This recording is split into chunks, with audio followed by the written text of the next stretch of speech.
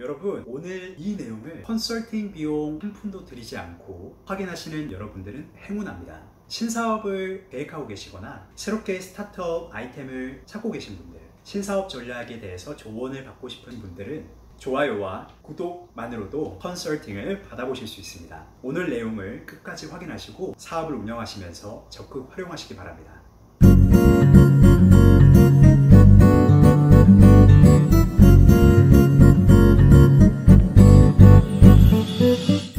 안녕하세요 여러분, 전략하는 남자 경영지도사 박민우입니다.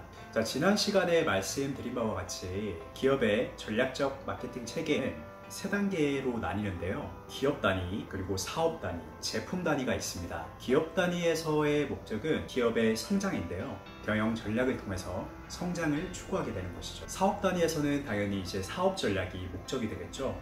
제품 단위에서는 마케팅 전략, 좀 더 정확하게 말해서는 마케팅 전술이 일어나는 단계입니다. STP, POF가 사실상 마케팅 전술에 해당된다고 볼 수도 있습니다. 자, 오늘 여러분들께 말씀드릴 내용은 기업 단위에서 유용하게 쓸 수 있는 전략 툴인데요. 엔소프 매트릭스라고 알려진 엔소프의 4가지 기업 성장 방향성에 대한 내용입니다. 제품 시장 확장 그리드라고도 표현을 하는데요. 기업 성장의 4가지 방법에 대해서 정리한 마케팅 도구입니다. 제품과 시장이라는 2가지 구분을 통해서 4가지 격자 모델을 만들었는데요. 제품을 기준으로 기존 제품, 그리고 신규 제품, 시장을 기준으로 기존 시장, 신규 시장. 자, 이렇게 2x2 매트릭스로 총 4가지의 마케팅 방향성이 이루어집니다. 자, 우선 기존 제품의 기존 시장에서 시장 침투 전략이라는 것이 나오는데요. 기존 시장에서 신규 제품을 만들었을 때는 제품 개발, 신규 시장에서 기존 제품을 만들었을 때는 시장 개발, 신규 시장에서 신규 제품을 만들었을 때 다각화 전략이 나오게 됩니다. 자, 그럼 이 4가지 전략들에 대해서 구체적으로 하나하나 짚어보도록 하죠. 첫 번째, 시장 침투 전략입니다. 마켓 페네트레이션이라고도 하죠. 기존에 있었던 시장에서 기존의 제품을 판매를 하는 것인데요. 이미 기존 시장에서 업계 플레이어들이 많고 유사한 제품이 굉장히 많습니다. 그래서 시장에서 마켓 쉐어를 확보하기 위해서는 기존 플레이어들과 경쟁하고 기존에 시장에 존재했던 그 제품보다 나은 제품을 만들어서 마켓 쉐어를 경쟁적으로 획득하는 전략입니다. 기존의 경쟁사가 가지고 있는 고객들을 뺏어오는 전략이고 잠재적인 고객을 획득하는 전략이기도 합니다.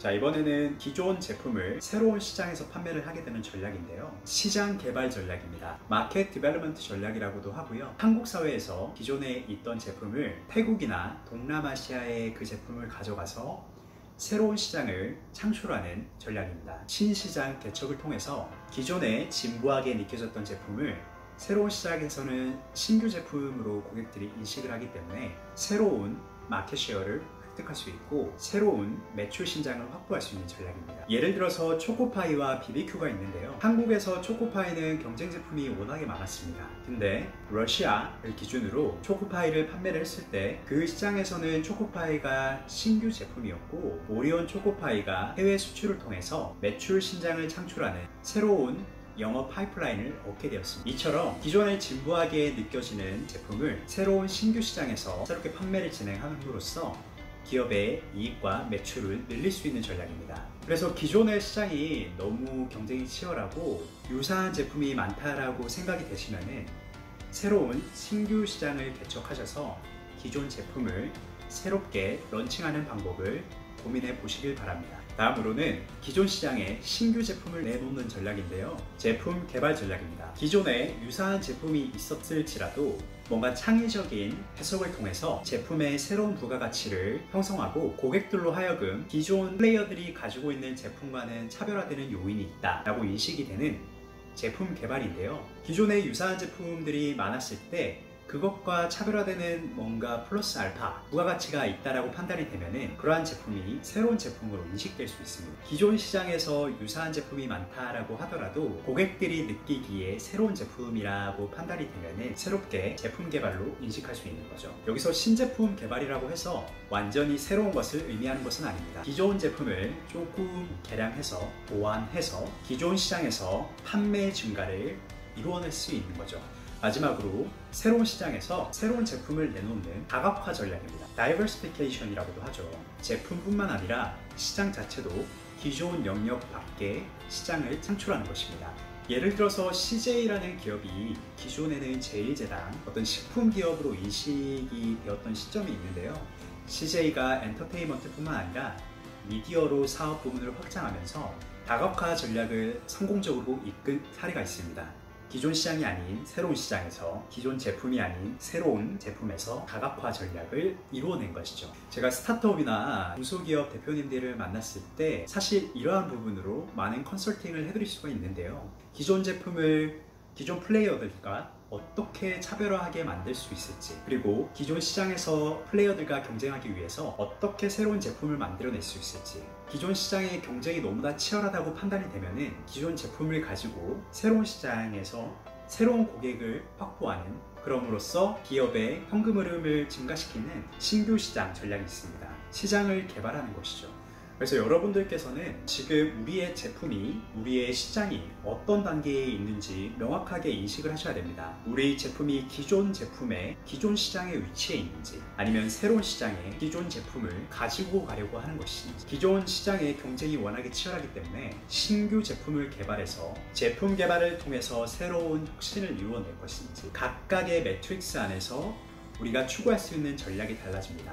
개인적으로 스타트업 규모에서 제가 좀 추천을 드리는 전략은 제품 개발 전략과 시장 개발 전략입니다. 특히나 스타트업 규모에서 기존 제품을 가지고 기존 시장에서 경쟁하기는 굉장히 힘이 든데요. 왜냐하면 대기업에서 규모의 경제, 범위의 경제를 탄탄하게 확보를 하고 있기 때문에 유사한 제품으로 유사한 시장에서 대기업 혹은 중견기업과 경쟁하기가 굉장히 힘이 듭니다. 그렇기 때문에 스타트업은 새로운 제품 혹은 기존의 제품을 새롭게 새로운 시각으로 해석해서 고객에게 새로운 부가가치를 창출하는 신규 제품을 개발하거나, 아니면 한국에서 기존에 진행되던 그런 서비스와 제품이 아닌 신시장에서의 시장 개발을 통해서 제품의 혁신과 경쟁력을 이루어내야 됩니다. 사실 다각화 전략 자체가 중소기업 규모 중에서도 규모가 꽤 큰 기업에 적절한데요. 그리고 중견기업 규모나 대기업 규모의 다각화 전략이 오히려 더 적절합니다. 중소기업이나 스타트업 규모에서는 다각화 전략은 사실상 적절하지 않은 경우가 많습니다. 그래서 본인이 지금 핵심으로 가지고 있는 그 사업 부서에 선택과 집중을 하셔야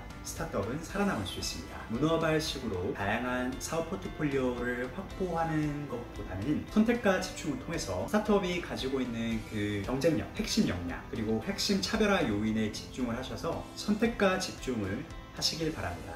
자, 여러분들에게 또 하나 드릴 수 있는 팁이 마이클 포터 교수가 제안한 팁을 여러분들께도 좀 공유를 드리고자 합니다. 새로운 시장에 진출할 때는 산업의 매력도를 보셔야 되는데요. 산업의 매력도 혹은 시장의 매력도가 앞으로 얼마나 성장성이 있는지, 현 단계에서의 매력도뿐만 아니라 앞으로 이 사업이 성장 산업인지 혹은 사양 산업은 아닌지 그 시장에 대해서 면밀한 조사를 해보셔야 되는데요. 시장 조사, 산업 분석 등이 이 단계에서 이루어집니다. 또한 스타트업이 경쟁력을 확보하기 위해서는 진입 비용이 낮아야 합니다. 예를 들어서 대기업들이 이미 규모의 경제로 마켓시어를 절대다수를 확보하고 있는 경우 사실상 진입하기가 굉장히 어렵고요. 예를 들어서 텔레콤 산업이 그렇습니다. 텔레콤 산업에서 새로운 자리를 확보하기 위해서는 막대한 투자 비용이 들어가는데요. 천문학적인 비용을 들이고 스타트업이 진입하기에는 사실상 불가능입니다. 그래서 새로운 시장에서 부가가치를 획득하기 위해서 기회를 얻어내기 위해서는 진입 비용이 낮아야 된다는 것을 명심하시길 바랍니다. 자, 오늘 기업 단위에서의 전략인 엔소프 매트릭스에 대해서 알아봤는데요. 4가지 매트릭스를 잘 활용하시고 어찌 보면은 단순하고 간단한 컨셉이지만 여러분께서 중소기업이나 스타트업 그리고 개인 사업자, 자영업자로 비즈니스를 운영하실 때 활용할 수 있는 효용성이 굉장히 크기 때문에 오늘 말씀드린 4가지 매트릭스 속에서 내가 운영하는 사업은 과연 어디에 있을까를 잘 인식하시고 사업에 적극 활용해 보시기 바랍니다. 자, 오늘 기본적인 내용에 대해서 확인하고 싶으신 분들은 제가 앞서 촬영한 마케팅 사전 1화, 2화를 확인하고 들으시기 바랍니다. 궁금한 점이 있으시면 언제든지 댓글로 문의해 주시기 바랍니다. 그럼 다음 시간에 뵙겠습니다. 감사합니다, 여러분. 다음에 봬요.